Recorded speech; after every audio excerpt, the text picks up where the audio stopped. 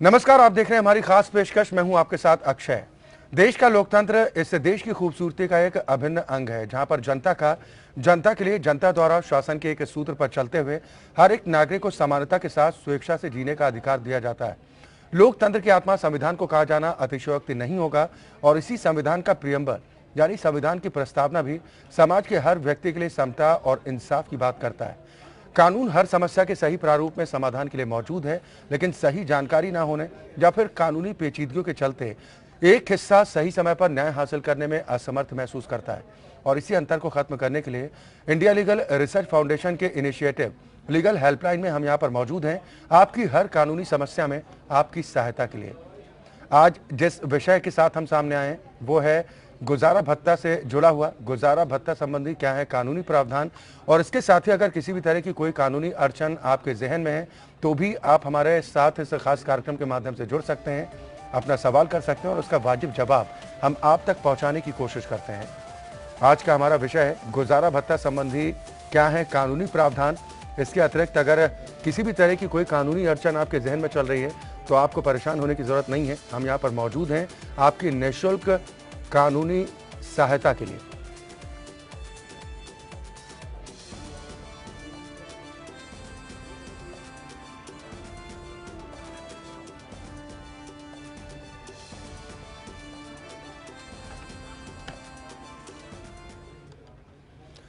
या तो phone lines खुल चुकी हैं और टेलीविजन स्क्रीन पर जो नंबर फ्लैश हो रहे हैं, नंबर्स पर कॉल करके आप सीधा सवाल हम तक कर सकते हैं। और आज चर्चा में दो खास मेहमान हमारे साथ हैं। सबसे पहले उनकी मुलाकात आपसे कराते हैं। मेरे साथ नोएडा स्टूडियो से अधिवक्ता माहिर रवीश फारूकी हैं, आप सुप्रीम कोर्ट से हैं। साथ ही लखनऊ से हमारे साथ देवेंद्र राय जी हैं, आप हाईकोर्ट लखनऊ बेंच के अधिवक्ता हैं। बहुत स्वागत है आप दोनों का हमारे साथ इस कार्यक्रम में शामिल होने के लिए। शुरुआत माहिर रवि जी मैं आपसे करना चाहूँगा, जिस विषय के साथ हम आए हैं वो गुजारा भत्ता संबंधी कानून से जुड़ा हुआ है। सबसे पहले आप दर्शकों को ये बताएं, ये कानून क्या कुछ कहता है, क्या कुछ प्रावधान? इस कानून के अतिरिक्त इस कानून के आधार पर जो भी लेडी अपने पति से अलग रह रही है, उसको डिवोर्स दे दिया गया है या उसके डिवोर्स प्रोसीडिंग चल रही है, ऐसे केसेस में वो अपने गुजारे के लिए मेंटेनेंस क्लेम कर सकती है अपने हस्बैंड से। ये मेंटेनेंस ना सिर्फ वो अपने लिए बल्कि अपने बच्चे तक के लिए मांग सकती है। अब गुजारा भत्ता सीआरपीसी के 125 सेक्शन के अंतर्गत भी मांग सकती है। इसके अलावा डोमेस्टिक वायलेंस एक्ट के अंदर मांग सकती है। पर्सनल लॉज हर रिलीजन के अलग रहते हैं, तो हर एक रिलीजन में भी सेपरेट पर्सनल लॉ के हिसाब से उनके अंतर्गत भी मांग सकती है। फॉर इंस्टेंस अगर हिंदू मैरिज एक्ट की बात करें तो हिंदू मैरिज एक्ट के अंतर्गत भी मांग सकती है, सेक्शन 24 के अंदर। चले बिल्कुल, और क्या कुछ कानून कहता है इस विषय से जुड़ा हुआ, इस पर हम लगातार चर्चा करेंगे। दर्शकों के जुड़ने का सिलसिला भी शुरू हो चुका है। पहले कॉलर इस वक्त रतन चंद्र हमारे साथ जुड़े हैं, आप जम्मू से हैं।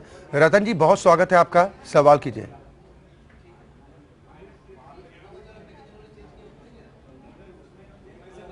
रतन जी आप तक आवाज पहुंच पा रही है?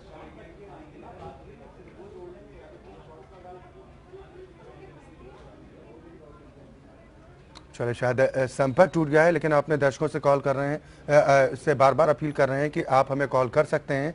अगर किसी भी तरह की कोई कानूनी अड़चन आपके जहन में है तो अब आपको बिल्कुल भी परेशान होने की ज़रूरत नहीं है। हम यहाँ पर मौजूद हैं आपकी निःशुल्क कानूनी सहायता के लिए। और आज जिस विषय के साथ हम आए हैं वो गुजारा भत्ता संबंधी कानून से जुड़ा हुआ है, क्या कुछ प्रावधान है। हम लखनऊ का रुख करेंगे, देवेंद्र राय जी हमारे साथ जुड़े हुए हैं। देवेंद्र जी, कौन कौन सी महिलाएं इसके दायरे में आ सकती हैं? जैसा कि अभी माहिर रवि जी ने बताया कि तलाकशुदा महिलाएं हकदार होती हैं, कानूनन उन्हें इस बात की इजाज़त दी जाती है कि वो अपने इस अधिकार को हासिल करें। और कौन कौन दायरे में आ सकता है गुजारा भत्ता के?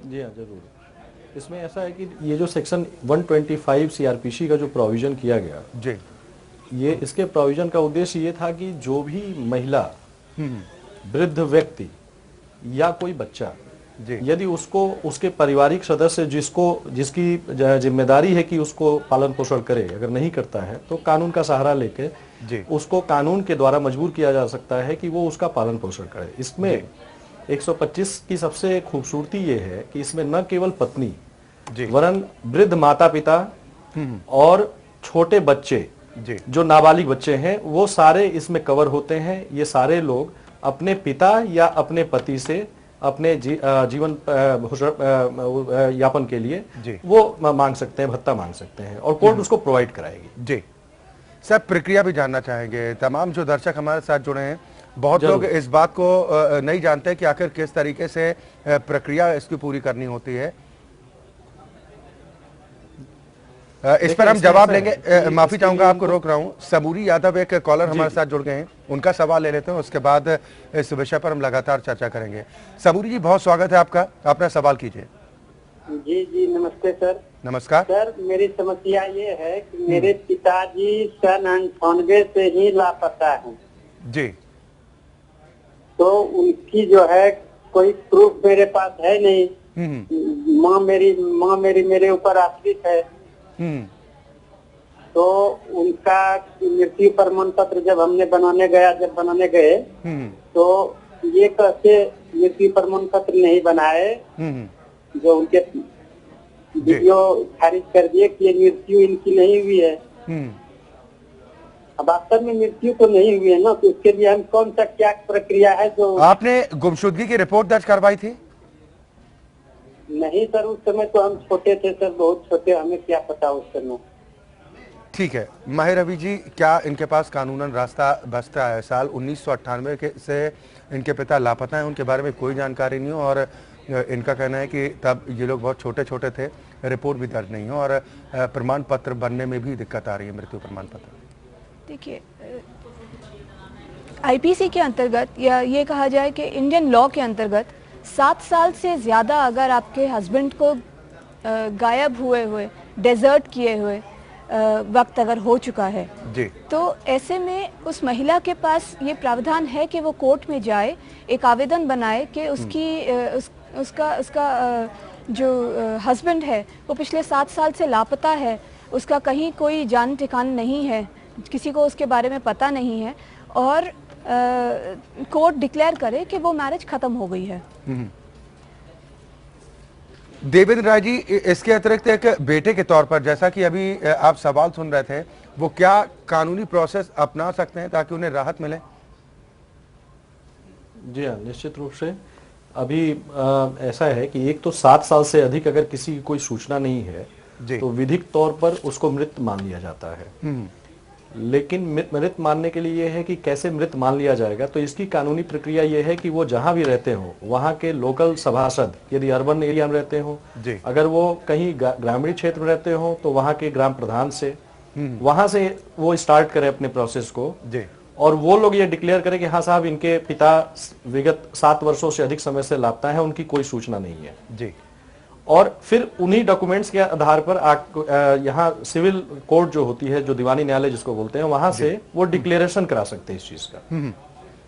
चलिए, बिल्कुल उम्मीद करते हैं कि जो सवाल था उसका वाजिब जवाब जरूर आप तक पहुंचा होगा। हम अपने दर्शकों से भी बार बार अपील कर रहे हैं कि अगर किसी भी तरह की कोई कानूनी अड़चन आपके जहन में है तो अब आपको बिल्कुल भी परेशान होने की ज़रूरत नहीं है। हम यहाँ पर मौजूद हैं आपकी निःशुल्क कानूनी सहायता के लिए। और आज का जो हमारा विषय है वो गुजारा भत्ता संबंधी कानूनी अधिकार से जुड़ा हुआ है। और देवेंद्र जी, जैसा हम प्रक्रिया के बारे में चर्चा कर रहे थे, अपनी बात पूरी कीजिए कि शुरुआती प्रोसेस क्या होता है। गुजारा भत्ता अगर कोई पाना चाहता है तो क्या प्रक्रिया अपनानी होगी? जी हाँ, देखिए, दो तरह की अदालतें हैं अपने देश में। एक तो प्रथम श्रेणी जो जुडिशियल मजिस्ट्रेट होता है, एक तो इसको सुनने का राइट होता है इस एप्लीकेशन को। दूसरा, फैमिली कोर्ट्स बनाई गई हैं हर जगह। जहां फैमिली कोर्ट नहीं है वहां पे प्रथम श्रेणी मजिस्ट्रेट सुनने के लिए ऑथराइज है जी। वहां ये जाएं, एक आवेदन पत्र अगर किसी अधिवक्ता की मदद लेके बनाए तो बेहतर है। अगर नहीं किसी अधिवक्ता को अगर ये इंगेज करना चाहते हैं तो स्वयं भी बना सकते हैं जी। तो उसमें वो इन बातों को जिक्र करे, अगर जो भी व्यक्ति, जो भी क्लेमेंट है कि भाई मैं इस व्यक्ति से गुजारा भत्ता पाने का अधिकारी हूं या अधिकारी हूं और ये व्यक्ति की ये आय है, ये भरण पोषण करने में पूरी तरीके से सहायक है, योग्य है, इसके बावजूद ये मेरा भरण पोषण नहीं कर रहा है, कृपया, और फिर न्यायालय से ये याचना की जाए कि इनसे हमें भरण पोषण दिलाया जाए जी। अब यहाँ महत्वपूर्ण ये हो गया कि एक व्यक्ति ऐसा होना चाहिए जिससे आप भरण पोषण पाने के अधिकारी हो जी। दूसरा, वो सक्षम होना चाहिए भरण पोषण करने के लिए। और तीसरा कि उसकी जो आय है उसको प्रूव करने की स्थिति में आप स्वयं हो। जी हाँ, तो ऐसे करके वो न्यायालय में जाके अपना आवेदन दे सकता है। चलिए, बिल्कुल माहिर रविशी, ये पूरी प्रक्रिया के बारे में जिस तरह से अभी देवेंद्र राय जी बता रहे थे, इस प्रोसेस में कितना वक्त लगता है, इस पर भी हम चर्चा करेंगे। अवतार सिंह एक और दर्शक हमारे साथ जुड़ गए हैं। अवतार सिंह जी, बहुत स्वागत है आपका, अपना सवाल कीजिए। हेलो जी, अवतार सिंह जी, अपना सवाल कीजिए। सर, जो लड़की ने जो केस कर था 125 में जी, और वो सर्विस कर रही हो तो फिर वो ले सकती है खर्चा? चलिए, बिल्कुल माहिर रवि जी, ये सवाल मैं भी आपसे पूछने वाला था कि अगर जैसे गुजारा भत्ता का हकदार क्या वो हो सकता है जो खुद जॉब कहीं पर कर रहा हो, ठीक ठाक पोजीशन में हो, क्या वो भी हकदार हो सकता है? जी हाँ, बिल्कुल। सुप्रीम कोर्ट हो चाहे हाई कोर्ट हो, इन्होंने इन कोर्ट्स ने जी। लगातार हमेशा ये कहा है कि ये जरूरी नहीं है कि औरत का स्टेटस क्या हो गया है। जब वो गुजारा भत्ता मांग रही है उस समय उसका स्टेटस क्या उस लेवल का है जो कि शादी के बाद उसका हो गया था। सपोज करिए एक छोटे घर से लड़की आती है, उसकी शादी होती है एक ऐसे घर में जिसके पास गाड़ी है, अच्छा अपने घर अपने बिजनेस है, तो ऑब्वियसली उसका लड़की का लिविंग स्टैंडर्ड चेंज हो गया है। जब वो डिवोर्स लेती है और वो घर से बाहर हो जाती है, ऐसे में उसके पास जॉब करने के अलावा और कोई शायद ऑप्शन ना रह जाए, या वो हो सकता है कि अपने पेरेंट्स पर निर्भर कर रही हो, या अपने ब्रदर पे या अपने किसी रिलेटिव पर डिपेंड कर रही हो, और उसकी वो लिविंग स्टैंडर्ड ना हो, तो ऐसे में वो क्लेम कर सकती है। अगर ये हो कि हस्बैंड जितना कमा रहा है उससे ज्यादा बीवी कमा रही है, तो ऐसे सिचुएशन में कोर्ट्स कंसिडर कर सकती हैं कि उसको मेंटेनेंस ना दिया जाए, लेकिन अदरवाइज ज्यादातर केसेस में लेडी को मेंटेनेंस दिया जाता है। चलिए, बिल्कुल उम्मीद करते हैं कि जो सवाल था हमारे दर्शक का उसका वाजिब जवाब उन तक जरूर पहुंचा होगा।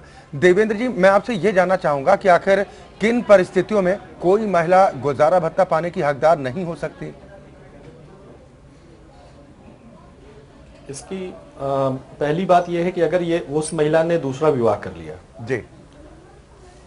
दूसरी चीज की उसको निश्चित रूप से अगर वो जारता में न जी रही हो, एडल्ट्री में न जी रही हो जी, ठीक है, तो वो पा सकती है जी। स्वयं अपना पोषण करने में वो असमर्थ हो, या उसके हस्बैंड और उसके अपने दोनों के आर्थिक जो स्रोत हैं, कमाई के स्रोत हैं जी, उनमें ज्यादा अंतर हो, तो ऐसी परिस्थितियों में निश्चित रूप से वो नहीं पा सकते। चलिए, बिल्कुल हम अपने दर्शकों से भी बार बार अपील कर रहे हैं कि अगर किसी भी तरह की कोई कानूनी अड़चन आपके जहन में चल रही है तो अब आपको बिल्कुल भी परेशान होने की जरूरत नहीं है। हम यहाँ पर मौजूद हैं आपके निःशुल्क कानूनी सहायता के लिए।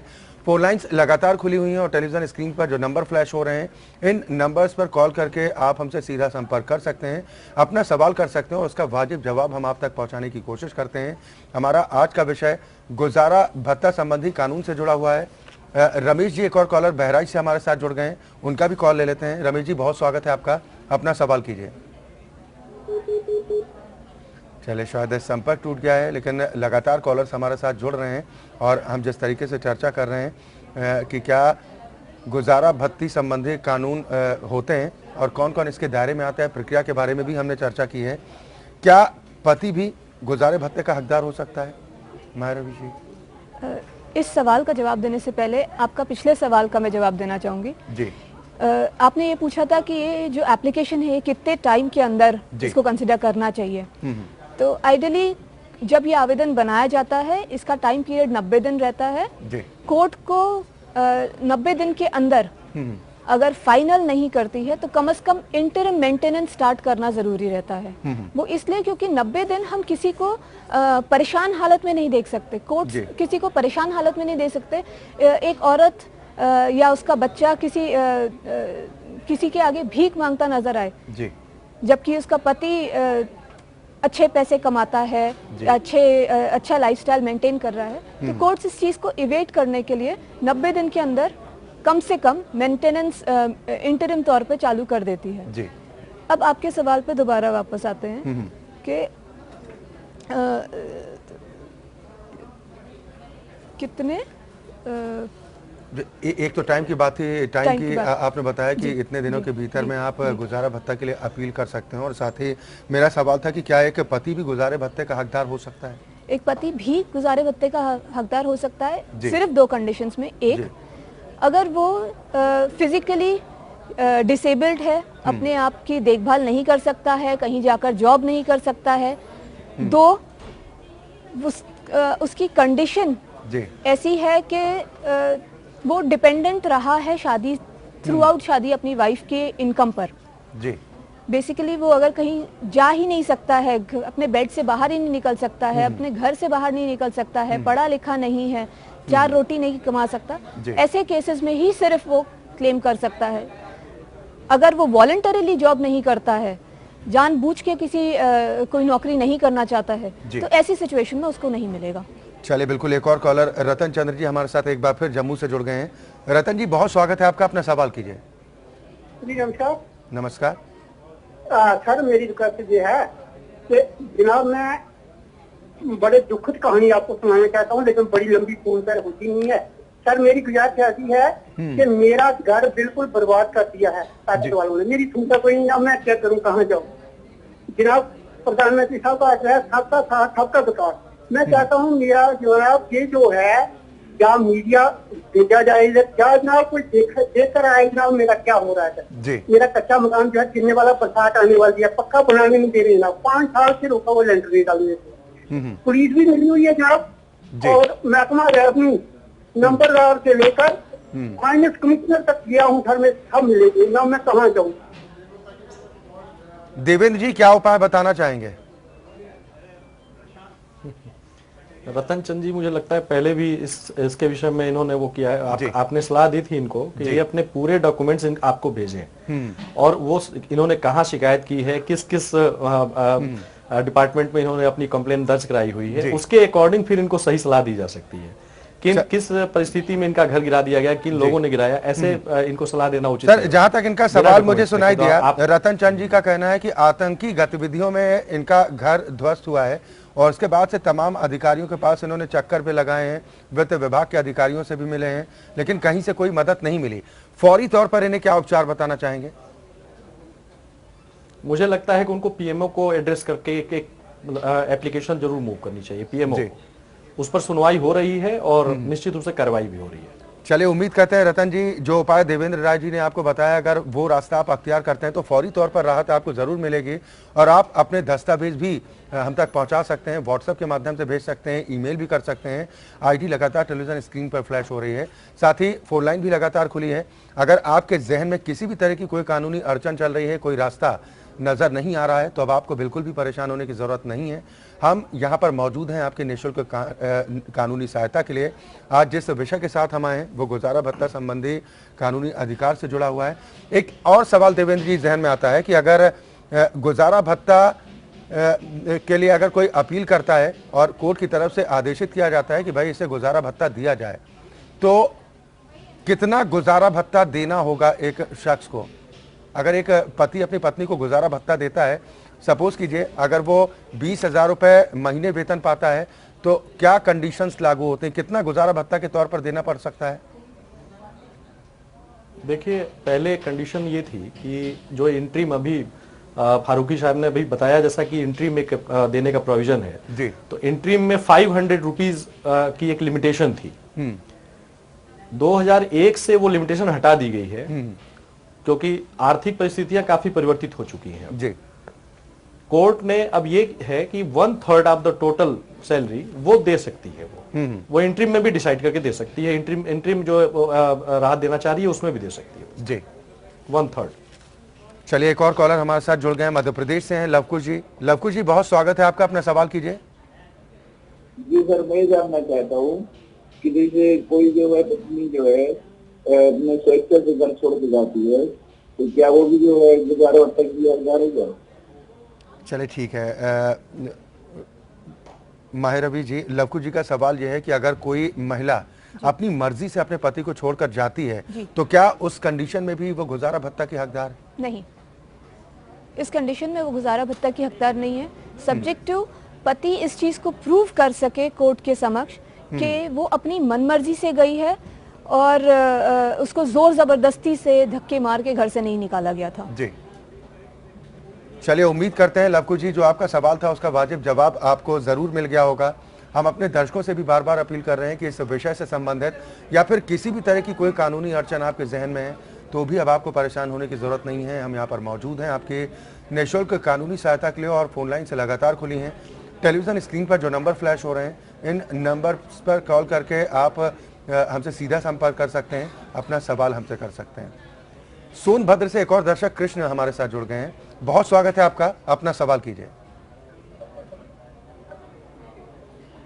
कृष्ण जी, आवाज मिल पा रही है? हेलो जी, सवाल कीजिए। जी सर मेरा सवाल ये है कि जैसे किसी व्यक्ति के ऊपर जानलेवा हमला होता है जी जी, मेरे ऊपर खुद ही जानलेवा हमला हुआ था और मैंने कई जगह एप्लीकेशन दिया था और असलहा लाइसेंस के लिए शस्त्र लाइसेंस हो गया, लेकिन अभी तक किसी तरीके का नहीं सरकारी सुरक्षा व्यवस्था मिली या मतलब शस्त्र लाइसेंस के लिए मेरा पत्र भी ऐसा हुआ कि लाइसेंस हो जाए। देवेंद्र जी, क्या बताएंगे अगर किसी शख्स पर, जैसा इनका सवाल था, इनका कहना है कि शस्त्र लाइसेंस के लिए आवेदन इन्होंने किया था, इन पर जानलेवा हमला हो चुका है, तो इस संबंध में क्या कुछ प्रक्रिया इन्हें अपनानी चाहिए? अब तक इनका लाइसेंस हो नहीं पाया। यदि इनका लाइसेंस अभी तक बन नहीं पाया और ये चाहते हैं कि अगर इनका लाइसेंस बने और कोई जेन्युइन रीजन है इसकी अगर लाइसेंस बनने की, जैसा कि उन्होंने बताया इनके ऊपर अटैक हुआ है जी, तो इनको इसके बाबत ऑनरेबल हाई कोर्ट इलाहाबाद में एक याचिका इनको दायर करनी चाहिए और वहां बताना चाहिए कि साहब मैंने आवेदन किया था, मेरे ऊपर ऐसी कंडीशंस थी जहां पे कि हमारे जान की रक्षा के लिए हमें लाइसेंस मिलना अनिवार्य है और लोकल जो एडमिनिस्ट्रेशन है वो मेरी बात नहीं सुन रहा है, निश्चित रूप से वहां से उनके पक्ष में आदेश होगा। चलिए, बिल्कुल अंत में एक सवाल मैं जरूर माहिर रवि जी आपसे उस पर जवाब चाहूंगा। अगर कोई बुजुर्ग माता पिता है, अगर उसका बेटा नहीं है, अगर बेटी है, तो क्या इन कंडीशंस में बेटी पर भी ये कानून लागू हो सकता है? माता पिता कर सकते हैं गुजारा भत्ता के लिए? माता पिता जब बच्चे को पैदा करते हैं तो वो ये नहीं देखते कि ये बेटा पैदा हुआ या बेटी पैदा हुई है। उसको बड़ा जब करते हैं तब तक भी नहीं सोचते कि ये बेटा था या बेटी थी। इसीलिए कानून कहता है कि 125 धारा के अंतर्गत जो मेंटेनेंस बंधेगा, अगर कोई माता पिता अपने बच्चे से मांगना चाहता है तो बच्चे में डिस्टिंग्विश नहीं किया है सीआरपीसी में कि सिर्फ बेटे से मांग सकते हैं या बेटी से मांग सकते हैं। ये जायज बच्चा होना चाहिए जो कि अपने माता पिता की देखभाल करने से उसने मना कर दिया है, चाहे बेटी है चाहे बेटा है, शादीशुदा हो या ना हो, इससे कोई मतलब नहीं। लेकिन उनको दिखाना रहेगा कि नेग्लिजेंस है, कि माता पिता की देखभाल नहीं करी जा रही है, फाइनेंशियली वो डिपेंडेंट है अपने बच्चे पर और वो फाइनेंशियली उसको सपोर्ट नहीं कर रहे हैं। यानी आपको लगता है कि इस मामले में सिर्फ प्रूफ देना होगा और उसके बाद कोर्ट की तरफ से वो भी कानूनन हकदार हो सकते हैं गुजारा भत्ता पाने के। बहुत बहुत शुक्रिया माहिर रवि जी आपका भी और देवेंद्र राय जी आपका भी बहुत शुक्रिया हमारे साथ इस कार्यक्रम में शामिल होने के लिए। तो दरअसल कानून हर समस्या के सही समाधान के लिए मौजूद होता है, लेकिन सही जानकारी न होने के चलते एक बड़ा तबका जो होता है इंसाफ की दहलीज से दूर रह जाता है। इसी अंतर को खत्म करने के लिए हम रोज यहाँ पर मौजूद रहते हैं, आपके सवालों का वाजिब जवाब आप तक पहुँचाने के लिए। फिलहाल हमारी इस खास पेशकश में आज के लिए बस इतना है।